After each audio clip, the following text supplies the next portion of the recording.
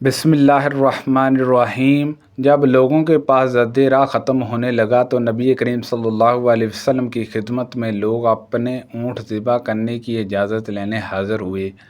آپ صلی اللہ علیہ وسلم نے اجازت دے دی۔ اتنے میں حضرت عمر رضی اللہ عنہ سے ان کی ملاقات ہوئی۔ اس اجازت کی اطلاع انہیں بھی ان لوگوں نے دی۔ حضرت عمر رضی اللہ عنہ نے سن کر کہا، ان اونٹوں کے بعد پھر تمہارے پاس باقی کیا رہ جائے گا، کیونکہ انہی پر سوار ہو کر اتنی دور دراز کی مسافت بھی تو طے کرنی تھی۔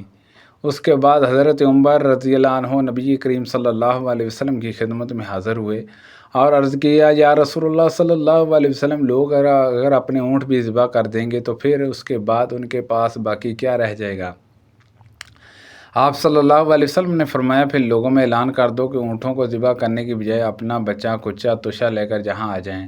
سب لوگوں نے جو کچھ بھی ان کے پاس کھانے کی چیز باقی بچ گئی تھی ان حضرت صلی اللہ علیہ وسلم کے سامنے لا کر رکھ دی گئی۔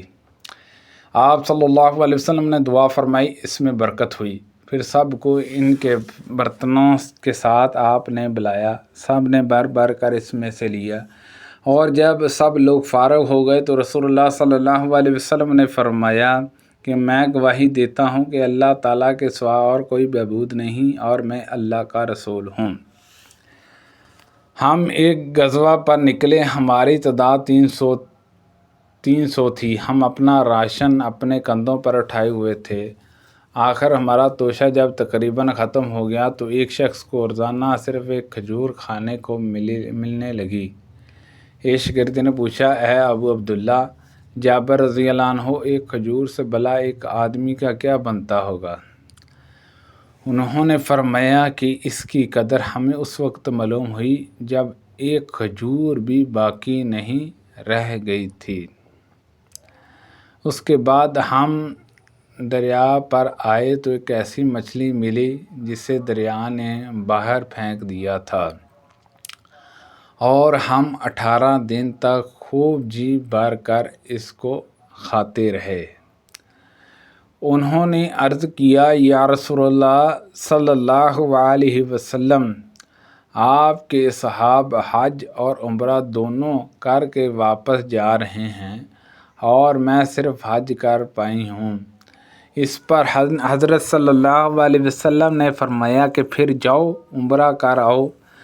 عبد الرحمن رضی اللہ عنہ، عائشہ صدیقہ رضی اللہ عنہ کے بھائی تمہیں اپنی سواری کے پیچھے بٹھا لیں گے۔ چنانچہ آپ نے عبد الرحمن رضی اللہ عنہ کو حکم دیا کہ تنجمیہ سے احرام باندھ کر عائشہ رضی اللہ عنہ کو عمرہ کرا لائیں۔ رسول اللہ صلی اللہ علیہ وسلم نے اس عرصے میں مکہ کے بالائی علاقے پر ان کا انتظار کیا جہاں تک کہ وہ آ گئیں۔ مجھے نبی کریم صلی اللہ علیہ وسلم نے حکم دیا تھا کہ اپنی سواری پر اپنے پیچھے حضرت عائشہ صدیقہ رضی اللہ عنہا کو بٹھا کر لے جاؤ اور تنجیمہ سے احرام باندھ کر انہیں عمرہ کرا لاؤ۔ میں حضرت ابو طلحہ رضی اللہ عنہ کی سواری پر ان کے پیچھے بیٹھا ہوا تھا۔ تمام صحابہ حج اور عمرہ دونوں ہی کے لیے ایک ساتھ لبیک کہہ رہے تھے۔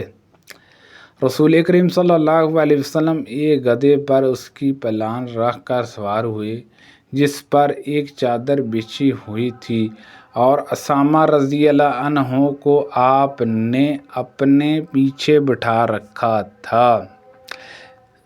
فتح مکہ کے موقع پر رسول کریم صلی اللہ علیہ وسلم مکہ کے بالائی علاقے سے اپنی سواری پر تشریف لائے اور اسامہ رضی اللہ عنہ کو آپ نے اپنی سواری پر پیچھے بٹھا دیا تھا، اور آپ کے ساتھ حضرت بلال رضی اللہ عنہ بھی تھے اور عثمان بن طلحہ رضی اللہ عنہ بھی، جو مکہ کے کلیدی برادر تھے۔ ان حضرت صلی اللہ علیہ وسلم نے مسجد الحرام میں اپنی سواری بٹھا دی اور حضرت عثمان رضی اللہ عنہ سے کہا کہ بیت الاحرام کی کنجیاں لائیں۔ انہوں نے کعبے کا دروازہ کھول دیا اور رسول کریم صلی اللہ علیہ وسلم اندر داخل ہو گئے۔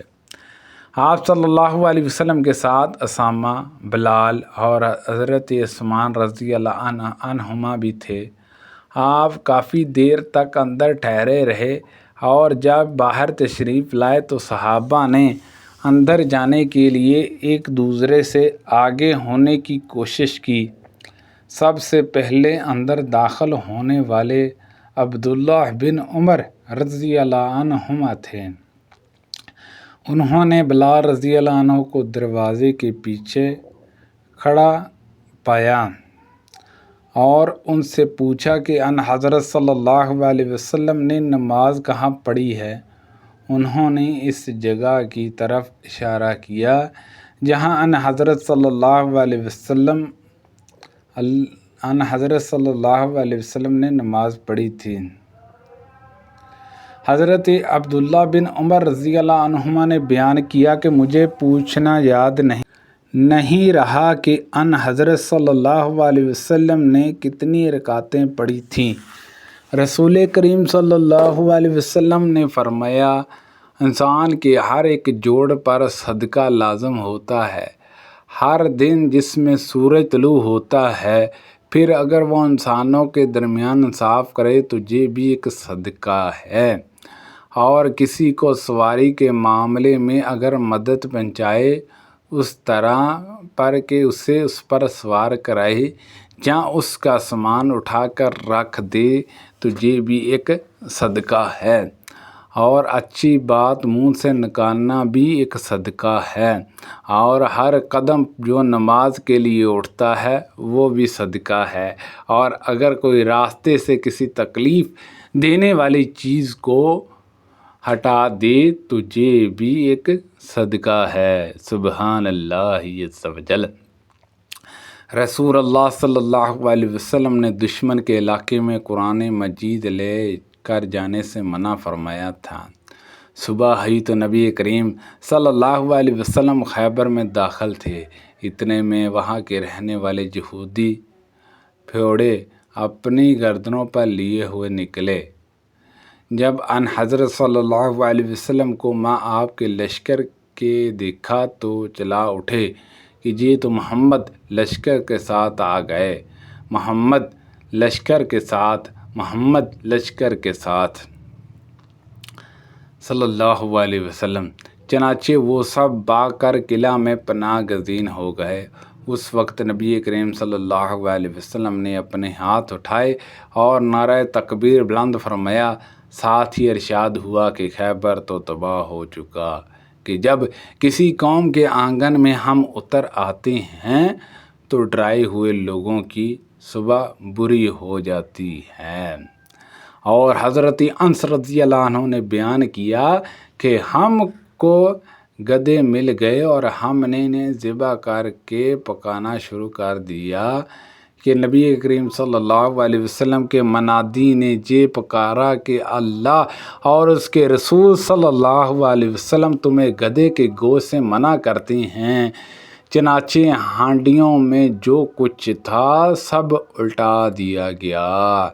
اس روایت کے مطابق علی نے سفیان سے کی کہ رسول اللہ صلی اللہ علیہ وسلم نے اپنے دونوں ہاتھ اٹھائے تھے۔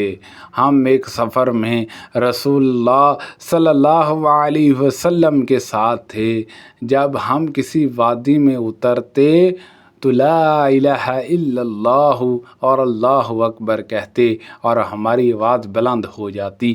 اس لیے ان حضرت صلی اللہ علیہ وسلم نے فرمایا، اے لوگو اپنی جانوں پر رحم کرو، کیونکہ تم کسی بہرے یا غائب خدا کو نہیں پکار رہے ہو، وہ تو تمہارے ساتھ ہی ہے، بے شک وہ سننے والا اور تم سے بہت قریب ہے، برکتوں والا ہے، اس کا نام اور اس کی عظمت بہت ہی بڑی ہے۔ سبحان اللہ عز و جل۔